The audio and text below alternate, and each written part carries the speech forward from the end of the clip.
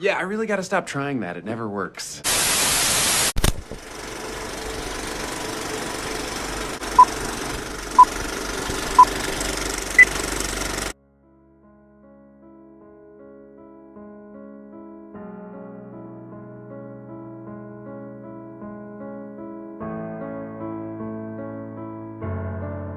Their cries for help sound as if a man was set afire, but their flesh was just as cool as a winter's desire. Is it not loud enough to grab the nation's attention, or is it only loud enough to be given medication, as their minds sing rehabilitation? Time behind a wall and loss of hope alone can cause a person to vote their self from the earth, because the treatment given to them isn't making them feel rebirth, instead just worse. That their hardship alone has caused them to go insane.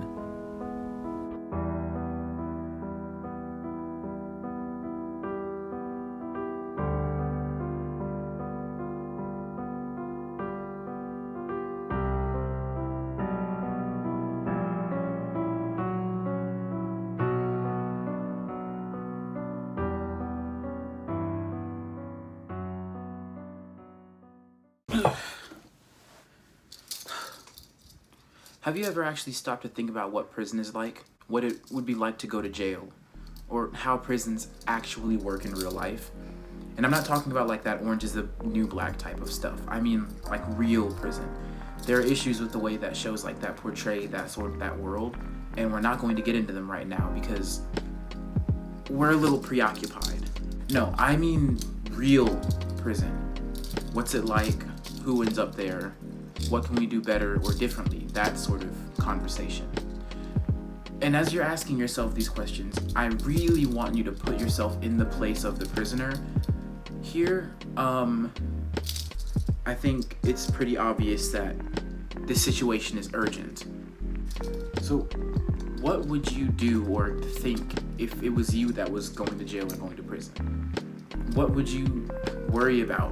What would you be concerned about? What would you think if this was happening to you?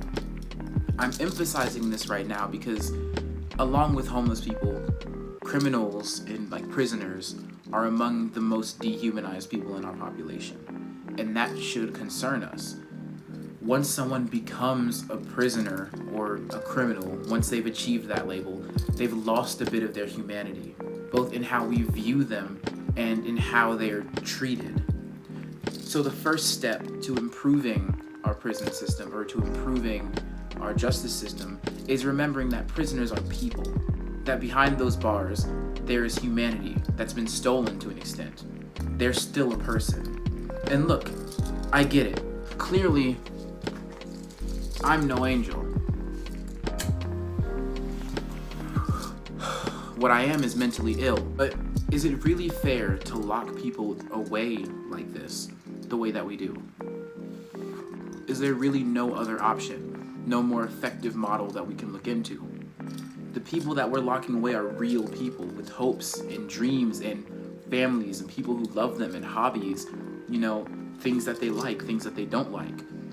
Does another person really deserve this? So by imagining yourself as the prisoner, I'm hoping to keep you reminded that the system that we live under affects real people, destroys real people's lives. The decisions and concepts that we talk about here affect real people constantly. So, let's get started. People who are in prison are still people. They make friends, they tell jokes, they have hobbies. They read, they write, they have people who love and miss them. They're real people. The term criminal is one that rose up to create a class of people who are dehumanized, who aren't people anymore. They were defined by the idea of some nebulous transgression they must have committed. The term criminal being applied to them rejects any nuance in observing what social factors push a person toward quote-unquote criminality, as well as much-needed introspection on what actually happens to those people in prison. Once someone is in jail, they're essentially disappeared from their community and alienated. Increasingly so nowadays, as many prisons actually charge prisoners money to use phones, meaning that some people don't always have the means to contact family members while they're in jail and maintain relationships, something that's incredibly important to making sure those people have somewhere to go once they're out, have people that can support them once they're out so they don't end up going back. Once you're in, you don't have a name, you have a number, you don't have a community, you have cellmates. You're alone. So again, I ask you to see yourself as the person in jail experiencing these things that we'll talk about today. And remember that those people are as real and complex as you are, as capable of introspection and empathy as you are, as capable of redemption as you are.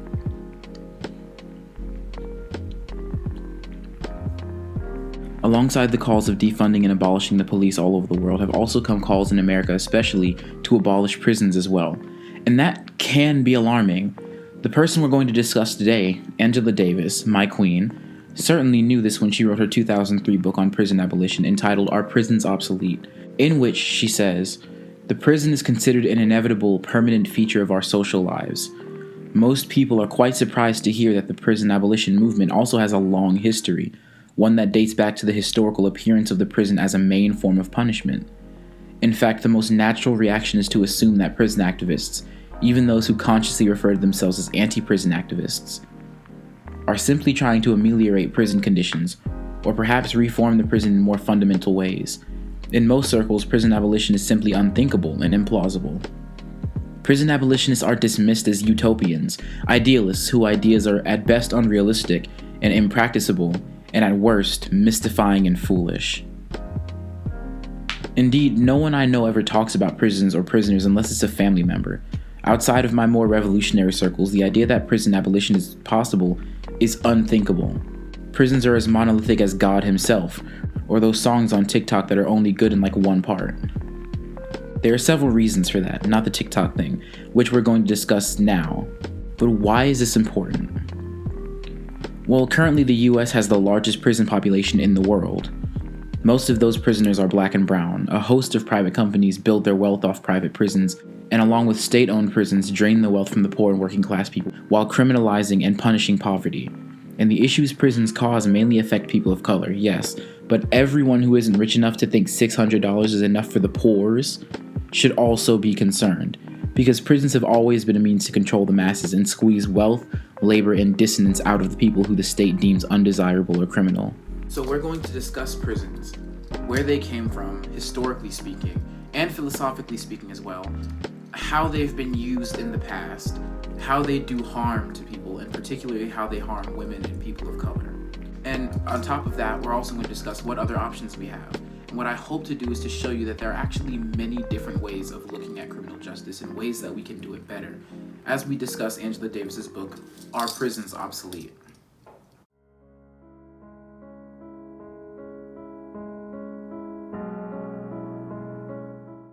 Contrary to what many people might think, prison reform and abolition are not new concepts. As Angela Davis says herself, the term prison reform is as old as the prison itself, as prisons are a system that rose up as reforms with the intent to reform the prisoner specifically. Prisons began to be introduced in the form that they are now as an alternative to the violent and chaotic public executions and other forms of punishment that existed previously, along with our earlier archaic forms of prison systems. Davis outlines how the philosophies that justified the creation of prisons were influenced by both religious ideas of repentance and monastic living, and Enlightenment philosophies that focused on the individual and individual rights and things like that. The Enlightenment was a period of intellectual flourishing and growth in the humanities in Europe that included art, literature, philosophy, and other disciplines that lasted from roughly 1715 to about the beginning of the 19th century. It was basically a time period of white guys jacking each other off for figuring out the most efficient ways to do racism and colonialism really good, and it was during this time that the way that we think about people as individuals began to change. Individual freedom and choice for all men, all cisgender white men, became much more of a foundational philosophy. See, before this era, prisons existed, but imprisonment itself was not a punishment, necessarily. Rather, it was simply a means to hold prisoners until the time of their trial. Punishments tended to be more chaotic and brutal, drawing and quartering, hangings, forcing people to listen to Tekashi 6ix9ine, those kinds of things. But with the rise of these new ideas of the inherent right to freedom and such of mankind, also came the rise of the idea that simply depriving someone of these things could itself be a punishment. This, combined with the ideas of personal salvation and reform that reflection could allow in the right environment, led to prisons and penitentiaries becoming the modern form of justice in the world. As French philosopher Michel Foucault said in his treatise on the rise of prisons in Western society, Discipline and Punish, the Enlightenment, which discovered the liberties, also invented the disciplines. In actual practice, however, prisons function differently from how those who supported their rise claimed they would. For one, colonial powers in South Africa and India used them often as a means of controlling the labor force within the colonies that supplied them with the capital and wealth needed to build and stabilize capitalism. In South Africa, their methods of controlling their indigenous colonial workforce would eventually lead to the system of apartheid. Prison colonies were also used to hold people society branded as criminals and undesirable in order to build the labor force of colonies in order to benefit England and English private companies. Jails and prisons housed poor people who couldn't pay off their debts and charged them for their food, shelter, and drink despite the fact that they were only there because they were poor in the first place.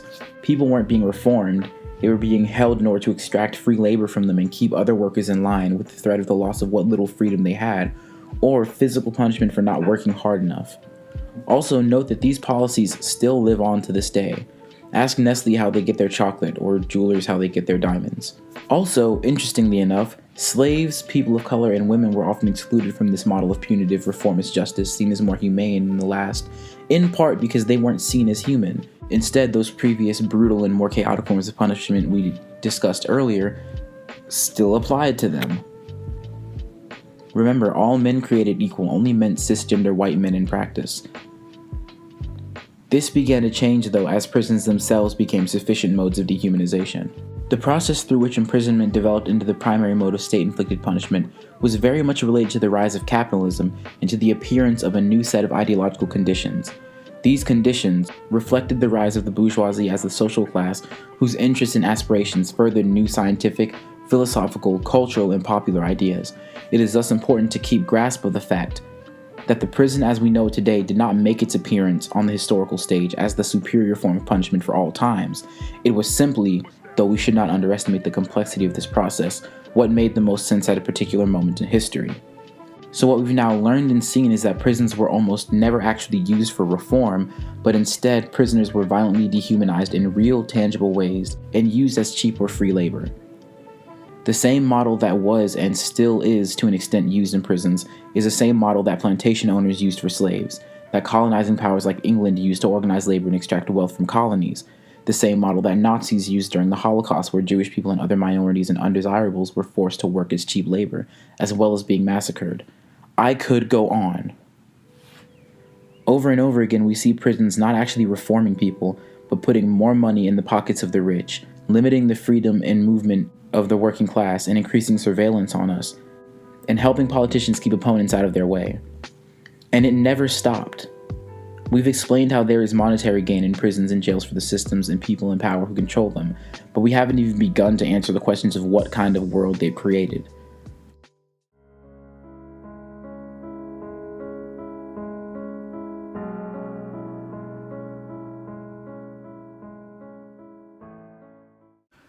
It is a well-known fact at this point that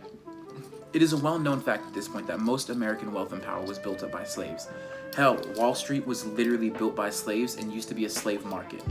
A lot of wealthy people in northern states before and during the Civil War made their money off of the labor of black people in the South. And after the Civil War, that wealth had to be sustained somehow. Out of this need to sustain that wealth rose a system of sharecropping, and with it as well, prisons and prison labor. According to the Black Codes, there were crimes defined by state law for which only black people could be duly convicted. Thus, former slaves who had recently been extricated from a condition of hard labor for life could legally be sentenced to penal servitude. In the immediate aftermath of slavery, the southern states hastened to develop a criminal justice system that could legally restrict the responsibilities of freedom for newly released slaves. Black people became the prime targets of a developing convict lease system, referred to by many as a reincarnation of slavery. Sharecropping was a system where black freed slaves could rent land from wealthier white landowners in return for a portion of that year's yield being given to their landlords. Along with sharecropping came the Black Codes. Under these, if you weren't employed, you could be arrested and charged with vagrancy. If you were employed in any job that wasn't farming or servitude, you would be forced to pay a tax of up to $100. If you broke your labor contract, you would be jailed, beaten, and forced to work on plantations. Along with poor black people, their children would also be forced to do this work under apprenticeship laws. There were restrictions on what jobs black people could actually work, how much they could be paid, where they could work, what property they could own, and even who they were allowed to testify against in court. Under the black codes, a black person literally couldn't testify in court unless it was against another black person, not a white person. Across the South, militia groups enforced these black codes with the backing of politicians and wealthy businessmen. These militia groups were made up of overseers from former slave days, Confederate veterans, and other racist groups rising in response to the newly freed slaves. Two things formed from these groups: the KKK and the first modern policing systems in America. The sheriff's office, law enforcement. That modern institution, the one we now live under, started with the intention of protecting white capitalist interest, property, and labor, controlling the movements of black working class people, and reestablishing the cheap labor force that slavery provided. From the black codes sprung the Jim Crow laws. Proof that crime continues to be imputed to color resides in the many evocations of racial profiling in our time. That it is possible to be targeted by the police for no other reason than the color of one's skin is not mere speculation. Police departments in major urban areas have admitted the existence of formal procedures designed to maximize the numbers of African Americans and Latinos arrested, even in the absence of probable cause. Under this system, our modern prison system also arose as a means of controlling the working class most effectively. These laws created an environment where in just a few years after the end of slavery, the prison populations in the South went from almost 99% white to being overwhelmingly populated by black people. Many of these laws work similarly to fines and bail in other systems now. Criminalizing poverty, punishing poverty with a system that makes you poorer by squeezing money out of you for low-level offenses and jailing you if you can't pay, and increasing recidivism, the tendency for criminals to end up re-offending, quote-unquote, since as people become poorer, they become more likely to commit crimes to literally survive. The criminal justice system punishes poverty beginning with the high price of money bail. The median felony bail bond amount, almost $10,000, is the equivalent of 8 months of income for the typical detained defendant. As a result, people with low incomes are more likely to face the harms of pretrial detention. Poverty is not only a predictor of incarceration, it is also frequently the outcome, as a criminal record and time spent in prison destroys wealth, creates debt, and decimates job opportunities. The police and prisons are racialized warfare against the poor and working class.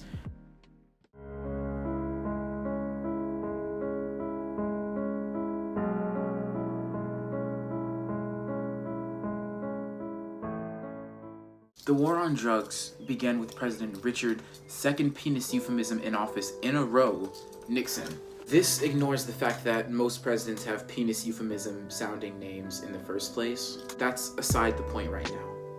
In 1971, Nixon declared the war on drugs, which is still going on, by the way. In name, it was to stop the rising usage of recreational drugs in America, but in practice, it had ulterior motives. You want to know what this is really all about? The Nixon campaign in 1968 and the Nixon White House after that had two enemies, the anti-war left and black people. You understand what I'm saying? We knew we couldn't make it illegal to be either against the war or black, but by getting the public to associate the hippies with marijuana and blacks with heroin, and then criminalizing both heavily, we could disrupt those communities. We could arrest their leaders, raid their homes, break up their meetings, and vilify them night after night on the evening news. Did we know we were lying about the drugs? Of course we did. Nixon's war on drugs didn't stop recreational drug use. Instead, it gave him more power to jail dissidents who took issue with the Vietnam War, as well as black community leaders during the Civil Rights era. The CIA actually paid drug traffickers and helped them to get their products into the US in order to flood them into black communities, and then use the epidemic that they created on purpose as an excuse to disrupt black communities and leftist movements. On top of this, people were not punished equally for having drugs. Powdered cocaine, which was used more often by white people, required a much lighter sentence than crack cocaine. 5 grams of crack cocaine warranted a charge of 5 years immediately. It took 500 grams of powdered cocaine for the same sentence. Harsh sentences like these primarily affected black and brown people, even though as today, people of color and white people actually use most drugs at the same rates.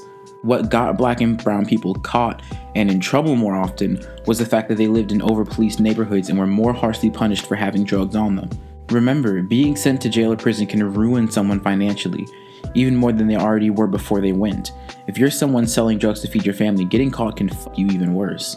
3-strike laws, harsh drug sentences, and other aforementioned ways that the prison and criminal justice system targeted and jailed people spiraled into an epidemic of people either imprisoned for minor drug offenses that never made the communities they were implemented in any safer, or in jail awaiting trial because they couldn't afford bail, or in jail or prison because they took a plea bargain in order to avoid a worse sentence, even if they didn't actually do anything because they were coerced. It led to a system where public defenders are vastly overworked and can't give the cases of innocent people the time they need. Because remember, everyone is legally innocent until proven guilty in a court of law. That's in the Constitution. If you didn't get a fair trial or you were coerced out of one, are you really guilty like you're being treated? Many of the people in jail haven't had a trial. Is that even fair? Black people are 3 times more likely to be convicted of a crime than white people with the same evidence. So either 3 times more white people should be in jail right now, and you know who you are, or 2/3 of the people in prison shouldn't fucking be there. As I stated at the beginning of the video, imagine yourself in this position, caught up in a system that doesn't work, unfairly targeted you, and rigged every chance you had to fight back. Punished you for trying to survive or feed your family, and ruined your community and your family in the first place. The exploitation of prison labor by private corporations is one aspect among an array of relationships linking corporations, government, correctional communities, and media. These relationships constitute what we now call a prison industrial complex. The term prison industrial complex was introduced by activists and scholars to contest prevailing beliefs that increased levels of crime were the root cause of mounting prison populations. Instead, they argued, prison construction and the attendant drive to fill these new structures with human bodies have been driven by ideologies of racism and the pursuit of profit. Essentially, the prison industrial complex is a system by which various private companies capitalize on prisons and make money, thus exacerbating mass incarceration by incentivizing more arrests and longer sentences in order to increase profits. Private prisons, one branch of the prison industrial complex, only make up about 10% of prisons in America, but still make up a part of the issue in a big way. Private prisons often fine states for not having enough prisoners within them, and operate with less oversight than what regular prisons receive, which is already borderline non-existent. There's this idea that placing people in prison means that the crime has been dealt with, that it increases people's safety. The dangerous other has been dealt with, and their neighborhood is now safe. People who oppose prison reform might say that, yes, while prisons aren't perfect as a system, we still somewhat need them to keep people who do bad things away so that everyone else can be safe. And if we didn't, people wouldn't be safe. That people would just run around doing whatever they want. Decades of research have shown that prison is the least effective place to rehabilitate offenders. Studies have indicated that a stint in prison increases the likelihood that inmates will reoffend. For one, the fact is that most people are in danger of violence not from some random stranger, but from their immediate circles, people they know, people who live in their own community. The tough on crime era in America did, and still does, paint an image of violent, dangerous criminals coming from wherever criminals come from to do crimes, in suburban neighborhoods or whatever, and overwhelmingly people actually get away with crimes a lot. Movies and films and sensational news stories did and still do push myths about outside agitators, super predators, and invaders coming into the neighborhood to do nebulous crimes that usually amount to some imagined threat of murder and sexual assault or other moral transgressions against white women, while actual people causing harm are right under their nose. Police only solve about 2% of all major crimes, and keep in mind, who's more likely to be found guilty? And even when they catch criminals, they don't necessarily get punished or remove them from the spaces where they were when they caused harm. Brock Turner assaulted a woman and left her behind a dumpster and didn't serve a prison sentence. He got sentenced 6 months in jail, served 3, and then had 3 years of probation. Centoya Brown, a black woman and a victim of sex trafficking and abuse, was sentenced to prison for killing a man who intended to rape her when she was 16. She was in prison for 15 years. Her case also opens the door to discuss how prisons are a place where women who are victims of sexual violence can often end up for defending themselves. Women are also more harshly punished for crimes that make them seem like bad mothers, but if you're a white woman, this rule does not necessarily apply. The fact is that the people who are doing the harm in these communities aren't necessarily the ones who end up in jail, and locking people away in an institution that dehumanizes you and causes more trauma doesn't help prevent that harm from happening again once they leave. People in prison are likely to report that their adaptations to the constant scrutiny of guards and the lack of privacy are psychologically debilitating. Some literature suggests that people in prison experience mental deterioration and apathy, endure personality changes, and become uncertain about their identities. Several researchers found that people in prison may be diagnosed with post-traumatic stress disorders, as well as other psychiatric disorders such as panic attacks, depression, and paranoia. Subsequently, these prisoners find social adjustments and social integration difficult upon release. Other researchers found that the incarceration experience promotes a sense of helplessness, greater dependence, and introversion, and may impair one's decision-making ability. This psychological suffering is compounded by the knowledge of violence, the witnessing of violence, or the experience of violence, all too common during incarceration. Some assert that the psychological effects of incarceration developed during confinement are likely to endure for some time following release. On top of this, what many don't realize is that a large amount of people who end up in prison in the first place are mentally ill already, and that if the issue was properly addressed, then prison might not even be a necessary step in preventing them from harming themselves or others. This is especially true for people of color who don't often have the same community resources for mental health, but disproportionate amounts of trauma within the community compared to white communities. Previous research has shown links between race, trauma exposure, type of trauma exposure, and PTSD development. A study found that blacks had higher lifetime PTSD, higher exposure to trauma, and greater risk of PTSD development. This relationship is thought to be, in part, because of disparities in poverty and exposure to community violence between racial groups. Also, some literature highlights the stress of everyday racism and microaggressions in our society that put blacks at greater risk with trauma exposure. Disparities in access to and quality of mental health treatment have also been noted and can contribute to the presence of untreated trauma symptoms in poor minority communities. Stigma around mental health in poor communities of color also contributes to the failure to address trauma exposure in this population.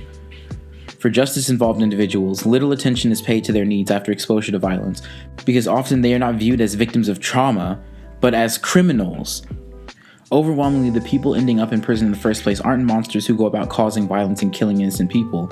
No, those people are still out and about, and we call them the police.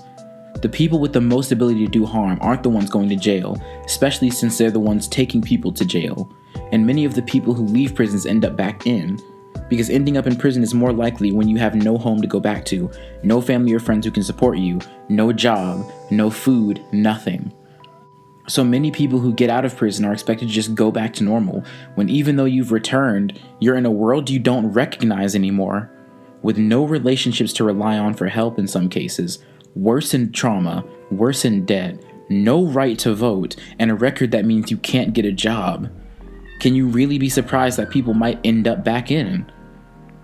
We need to stop criminalizing human behavior and desperation and instead start acknowledging the broader factors that push people toward criminality, i.e., doing what you need to survive in a system that criminalizes poverty, or being over because you live in a system that criminalizes poverty.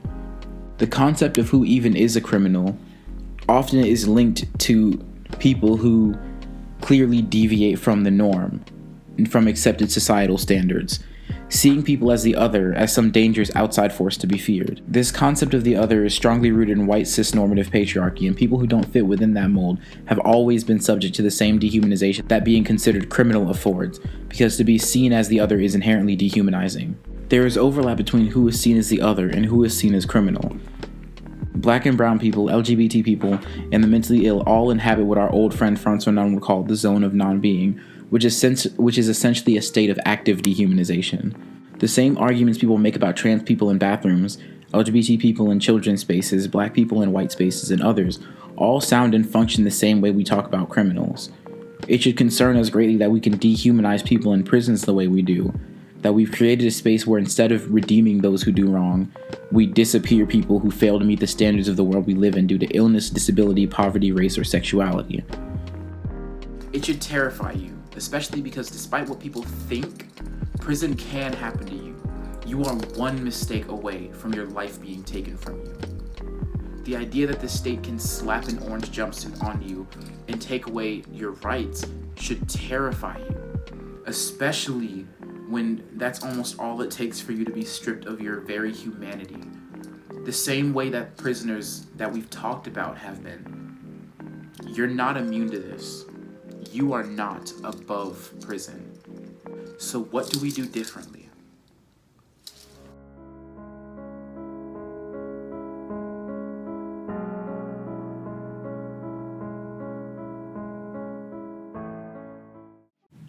It is true that if we focus myopically on the existing system, and perhaps this is the problem that leads to the assumption that imprisonment is the only alternative to death, it is very hard to imagine, structurally, a similar system capable of handling such a vast population of lawbreakers.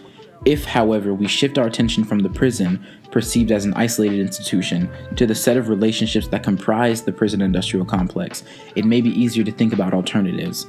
In other words, a more complicated framework may yield more options than if we simply attempt to discover a single substitute for the prison system. The first step, then, would be to let go of the desire to discover one single alternative system of punishment that would occupy the same footprint as the prison system. What's being said here is that if we want to change the way that we organize ourselves around justice, we have to broaden our understanding from looking at just the prison system itself and police and all of that typical stuff that we deal with daily, to other complicated factors and relationships between parties involved in these systems in order to be able to envision a better way of organizing it all. Imprisonment is tantamount to death. Someone going to jail is seen and felt in a similar way to someone who's dying. So if we only focus on prison as a means of justice, then our only other option feels like death, when in reality we have a lot more options that we can draw from than we think. The prison system is not just the prison. It is a set of symbiotic relationships among correctional communities, transnational corporations, media conglomerates, guards, unions, and legislative court agendas. Davis says that if we want to improve, we have to look at the solutions and alternatives that not only acknowledge those relations, but pull them apart and make space for newer ideas. What then would it mean to imagine a system in which punishment is not allowed to become the source of corporate profit? How can we imagine a society in which race and class are not primary determinants of punishment, or one in which punishment itself is no longer the central concern in the making of justice? Overall, what Angela Davis proposes in this last chapter is what we've basically stated already. By broadening our ability to address the root causes of crime, we can reduce crime more effectively.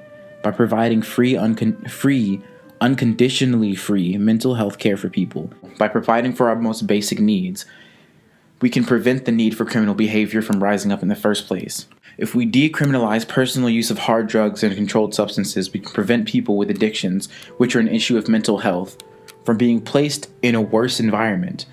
Putting someone in a prison cell so they can experience the horrors of detoxing without medical care is not the solution to the issue of drug use.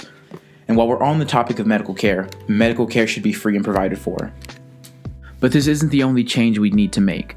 The fact is, whether it's mental health at the root of the issue or something else, in some cases of crime, someone innocent is hurt and they deserve some form of justice for that. Right now, we operate under a system of retributive justice, where punishment for the offense is prioritized. We are more focused on punishing the offense itself than caring for the victim. With a model of justice that is restorative, the need for more extreme kinds of punitive justice can be avoided by creating a space where the victims of the harm done can have say in what justice looks like for them, and space can be made for those who did harm to be held accountable in a way that allows for redemption through taking responsibility for actions and enacting necessary reparations. Restorative justice places emphasis on the community being part of the justice process, protecting and restoring the power and safety of the victim, and also circumvents the dehumanization that criminals are subject to under the current system. The data shows that when people are given an environment that actually encourages and makes space for them to do better, they do. And the way we do justice now doesn't take enough account for caring and for repairing those who were hurt by the crime that was done. So community trauma is essentially sitting unresolved while someone who could potentially be made to redeem themselves in more positive ways instead gets disappeared by the state, if the system actually bothers to help at all. This is a form of justice that requires patience to work and care. And yeah, it might not turn out perfect, but if it's even slightly better than what we have now, then we should at least try. It is against the backdrop of these more broadly conceived abolitionist alternatives that it makes sense to take up the question of radical transformations within the existing justice system. Thus, aside from minimizing through various strategies the kinds of behaviors that will bring people into contact with the police and justice systems, There is the question of how to treat those who assault the rights and bodies of others. Many organizations and individuals, both in the United States and in other countries, offer alternative modes of making justice. In limited instances, some governments have attempted to implement alternatives that range from conflict resolution to restorative or reparative justice. Such scholars as Herman Bianchi have suggested that crime needs to be defined in terms of tort, and instead of criminal law should be reparative law. In his words, the lawbreaker is thus no longer an evil-minded man or woman, but simply a debtor, a liable person whose human duty is to take responsibility for his or her acts and to assume the duty of repair. Say you did something wrong, something that really hurt someone. Would you be willing to own up to your mistake and do the work to fix it? If the answer is yes, then do you really think going to jail is how you're going to be able to accomplish that goal? If you're human, you've probably hurt someone at some point. If you're human, you've probably done something illegal at some point. We all have. It doesn't make you a bad person. And the solution is not to treat people like they are, or like they're evil or some irredeemable monster that has to be locked away while we do nothing or little to care for the people they've hurt. You're not above mistakes or wrongdoing. So ask yourself, how would you want to be treated in this situation? Dehumanized, or given a chance to right your wrongs, to play part in a more constructive system without having your freedom and very humanity and self taken away from you.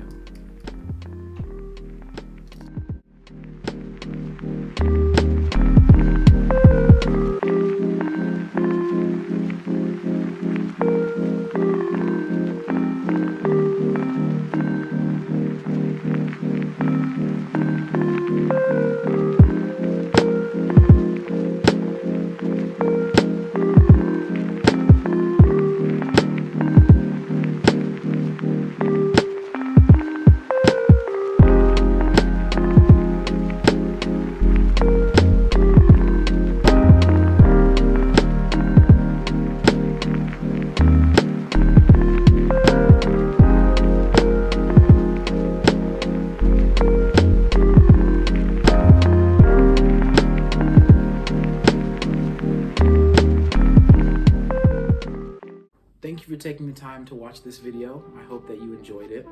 If you did, make sure you like and subscribe. And, leave a comment, discuss stuff in the comments, and, have that conversation. Please check out my Patreon, consider donating there, where you can see all of my video scripts and stuff like that early on. And also make sure that me and my cat have food in the house.